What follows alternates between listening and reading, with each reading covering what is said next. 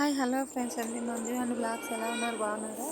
ఇది Wednesday blog అండి. Upload చేయటం మర్చిపోయాను. నాన్న వస్తాడని చెప్పి చేపల పులుసు వండుతున్నాను.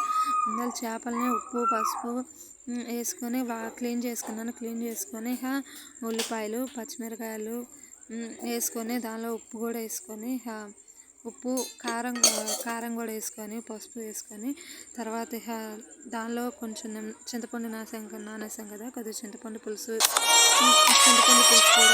చింతపండు పులుసు కూడా తీసేసుకొని ఆ ముక్కలు మునిగేంత వరకు చింతపండు పులుసు పోసుకుంటే టేస్ట్ ఇంకా బాగుంటుంది.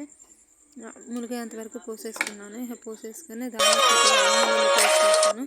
అల్లం వెల్లుల్లి పేస్ట్ తీసుకొని చాలా వేసేసి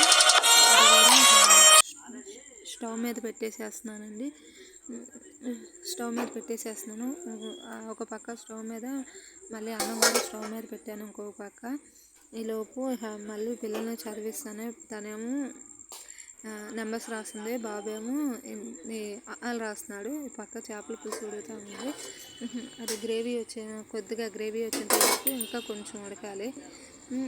ఈసారి గ్రేవీ వచ్చేంత వరకు కొంచెం ఉడికిన తర్వాత దానిలోకి ధనియాల పౌడర్, ఇంట్లో చేసిన ధనియాల పౌడర్ వేస్తే టేస్ట్ ఇంకా బాగుండేది. కొంచెం గుజ్జు వచ్చేంత వరకు ఉంచితే టేస్ట్ ఇంకా బాగుండేది. చేపల కూర ఈ రోజు కన్నా రేపటికి ఇంకా బాగుండేది అండి. నెక్స్ట్ డే ఇంకా బాగుండేది. ఈలోపు పిల్లలకి అన్నం వండాను కదా, అన్నం పెట్టేసేస్తున్నాను. ఈలోపు నాన్న కూడా పెట్టేసేసాను. తనకు పెట్టేసేసి నేను లంచ్ చేసేస్తున్నాను. నాన్న ఇంటికాడ నుంచి ఆకు పకోడీని స్నాక్స్ తీసుకొచ్చాడు. ఆకు పకోడీ బూందీ తీసుకొచ్చాడు. ప్లీజ్ నా వీడియోస్ నచ్చితే లైక్ సబ్స్క్రైబ్ చేయండి.